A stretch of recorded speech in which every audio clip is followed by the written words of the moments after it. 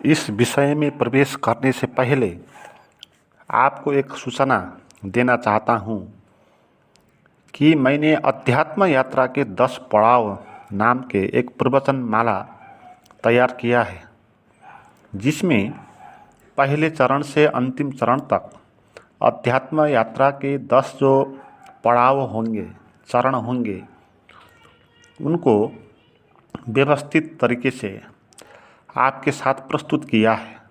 इन 10 प्रवचनों में पहले आध्यात्म प्यास को कैसे हम जगाएं, यहाँ से अंतिम संबोधि के क्षण कैसे प्रवेश करें, यहाँ तक के 10 प्रवचन इसमें होंगे।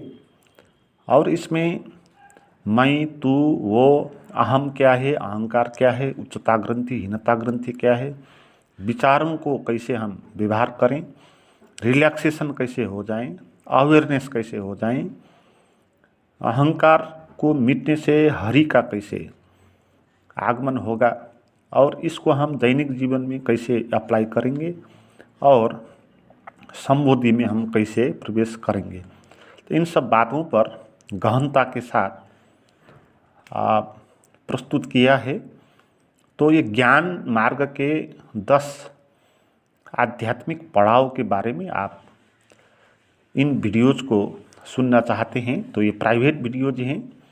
इनको प्राप्त करने के लिए आप मुझे चैट करें, उसका नंबर और लिंक डिस्क्रिप्शन में दिया हुआ है।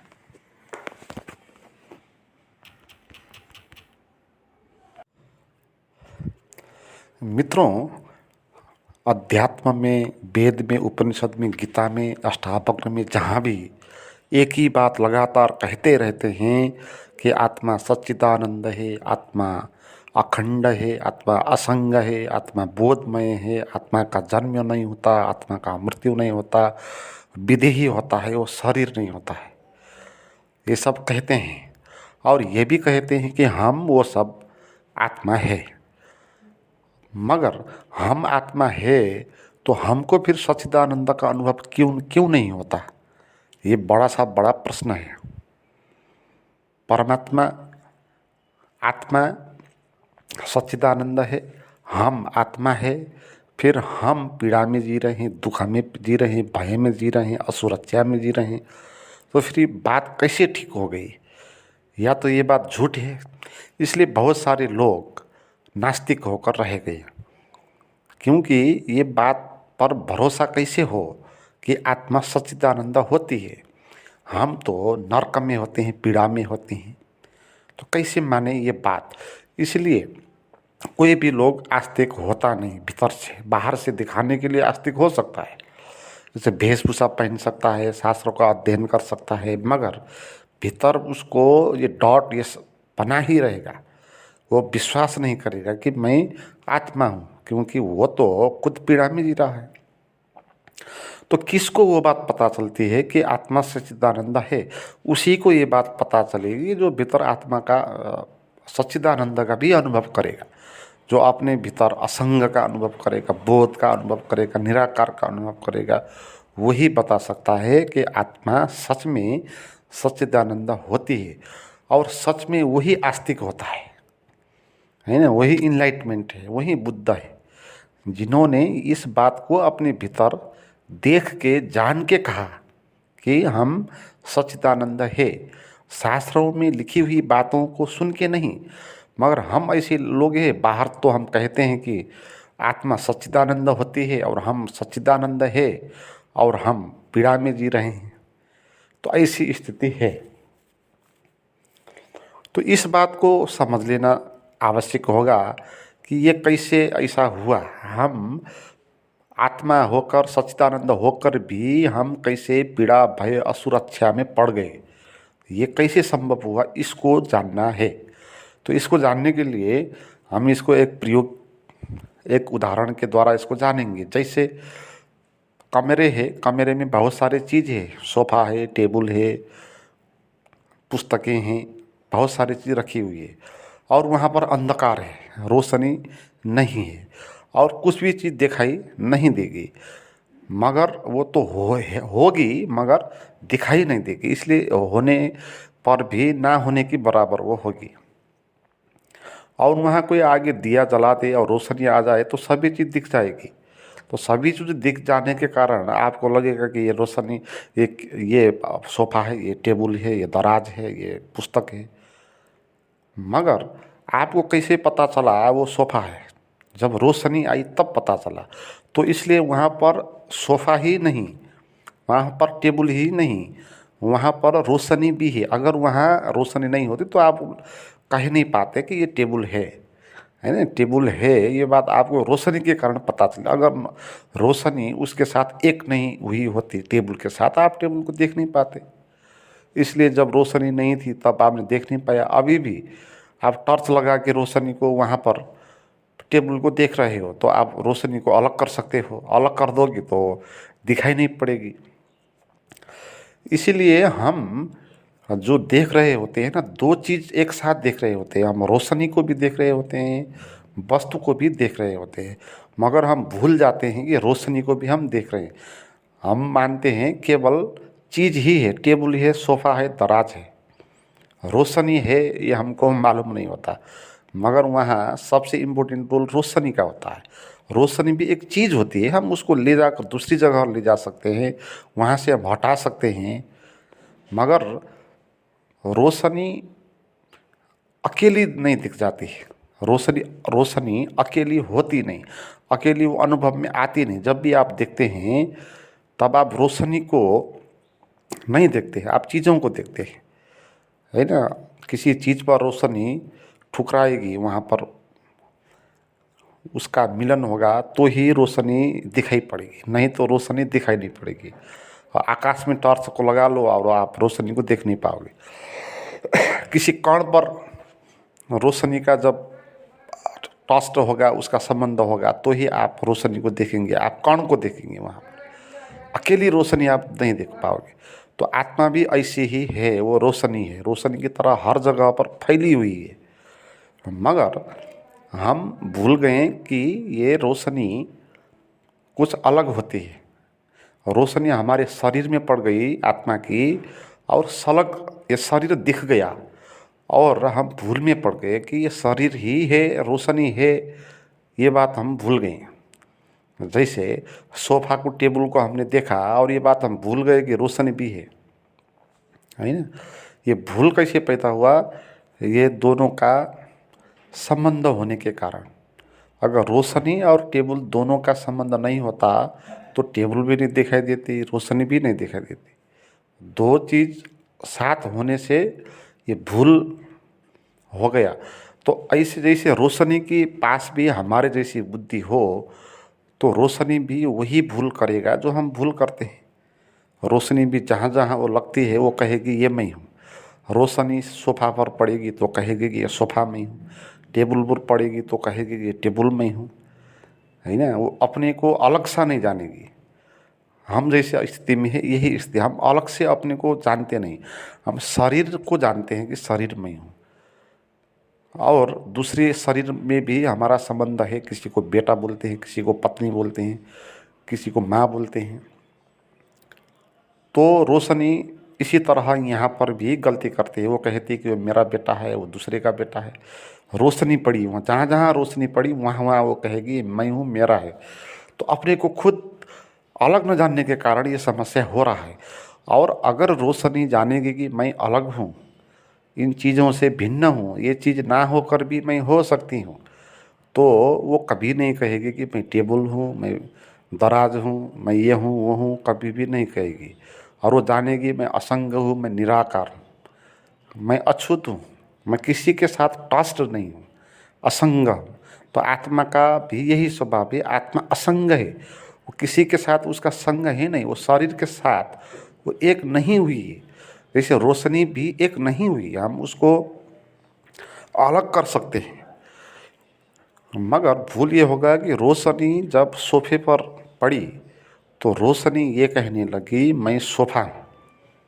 तो रोशनी ने क्या गलती किया? जिसको कहना था मैं रोशनी हूँ वो नहीं कह रही, और दूसरे को मैं कह रही, जो है नहीं, जो सोफा है जो वो है नहीं, उसको बोल रही है कि मैं सोफा। है ना, जो वो है नहीं। ऐसे हमारी जो आत्मा है वो भी यही गलती कर रही है। वो भी जो ये है नहीं, ये शरीर आत्मा नहीं है।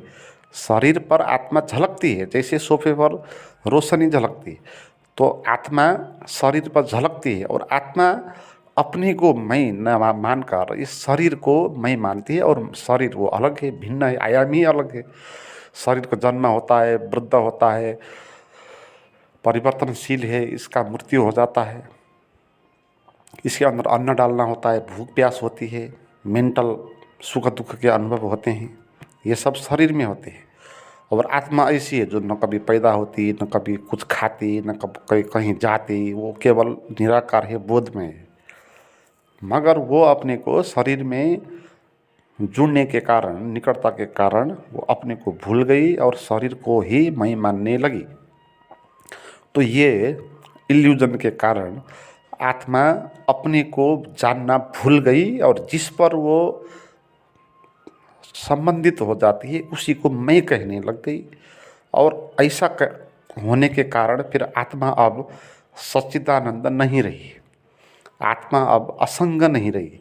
आत्मा का स्वभाव था असंग, और वो भूल गई ना अपने को। अभी भी वहाँ टच तो वो नहीं हुई, जैसे रोशनी सोफे पर टच नहीं हो जाती, वो चिपक नहीं जाती वहाँ पर। ऐसा नहीं होता कि आप दिया को बुझा दो तो भी रोशनी सोफे में चिपकने के कारण सोफा दिखाई दे रहा, ऐसा नहीं होगा। चिपकेगी नहीं, कभी भी नहीं चिपकेगी, है ना। तो ऐसे आत्मा भी शरीर और कभी भी चिपकेगा नहीं, केवल एक मान्यता होगी कि मैं हूँ। तो वो मान्यता काम कर रहा है हमको पीड़ा में, दुख में, असुरक्षा में जीने के लिए। है तो वो अलग अभी भी, मगर वो भूल गई।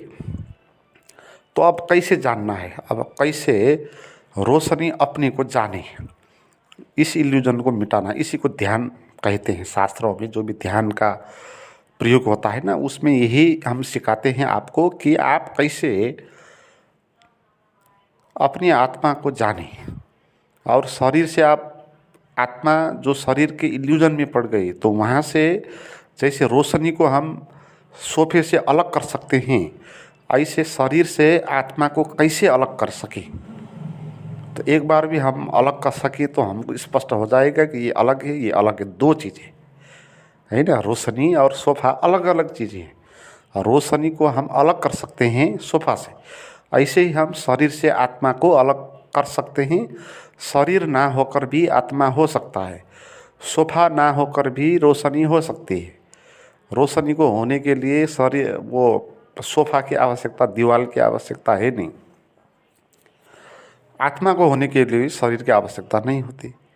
जैसे रात हम सोते हैं, जो शरीर आवश्यक तो ये नहीं होता है ना वहाँ पर। जब आप सोते हैं स्वप्न में, तो दूसरा शरीर, आप काल्पनिक शरीर को लेके जंगल चले जाते हो स्वप्न में। ये शरीर तो खाट में पड़ा रहा होता है, ये शरीर तो न सुन रहा, न अनुभव कर रहा, न इसका ठंडी गर्मी का अनुभव हो रहा है। जंगल में जो शरीर जा रहा है वो दूसरा शरीर है। इसलिए ये शरीर ना होकर भी आत्मा हो सकती है, ये इसका प्रमाण है। और सुसुप्ति अवस्था होगी जहाँ पर स्वप्न भी दिखाई नहीं देता। आप ऐसे हो जाओगे जैसे अंधकार होता है एकदम, है ना, जो कोई चीज़ है नहीं, कोई मैटर नहीं है।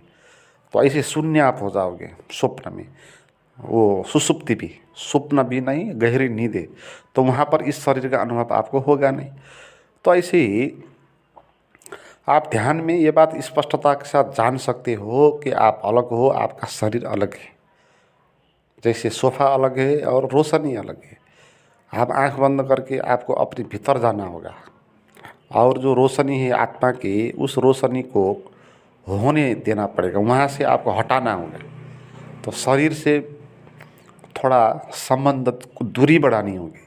तो भीतर से हम उस एनर्जी को, आत्मा की जो एनर्जी है उसको हम भीतर उसको घुसाना होगा, है ना। उसको शरीर से हटाना होगा और उसको सूक्ष्म से सूक्ष्मता में ले जाकर भीतर परमात्मा। अगर हमने अनुभव किया कि जैसे हम शरीर है नहीं, हमको ऐसा लगा जैसे कि शरीर मालूम ही नहीं हो रहा मुझे, और भी आकाश जैसा शून्य हो रहा हूँ, तो एक बार भी आपने ऐसा अनुभव किया तो आपने जान लिया कि आप रोशनी थे और शरीर आपका सोफा जैसा था और शरीर आपका साधन था।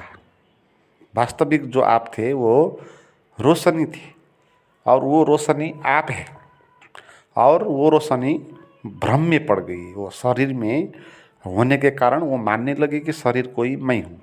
तो मित्रों, इस तरह का आपको प्रयास करना होगा आपको, क्योंकि ये सत्य है कि हम है नहीं, भ्रम में पड़े हैं और हमने सदा शरीर को ही मैं मान लिया। तो जब रिलैक्सेशन का आप प्रयोग करेंगे, आंख बंद करके आप अपने भीतर घुस सकते हो, आप शरीर से अलग हो सकते हो, आप अपने भीतर सूक्ष्मता में प्रवेश कर सकते हो। स्वप्न में आप करते ही हो, सुषुप्ति अवस्था में भी आप करते ही हो। तो ऐसे ही ध्यान की अवस्था में आप करो और एक दो बार भी आपको अनुभव हो जाए कि आप कुछ अलग है शरीर से और आप निराकार है, शून्य है, तो आप फिर जानेंगे कि आप भी परमात्मा हो, आप भी सच्चिदानंद हो। फिर ये आप सात्विक हो जाओगे, आप फिर आस्तिक हो जाओगे। फिर मित्रों, इस तरह की मेरे पास तो प्राइवेट गाइडेड मेडिटेशन की वीडियोज़ है, वो आप करना चाहते हैं तो मुझे आप चैट करें, उसका नंबर और लिंक डिस्क्रिप्शन में दिया हुआ है।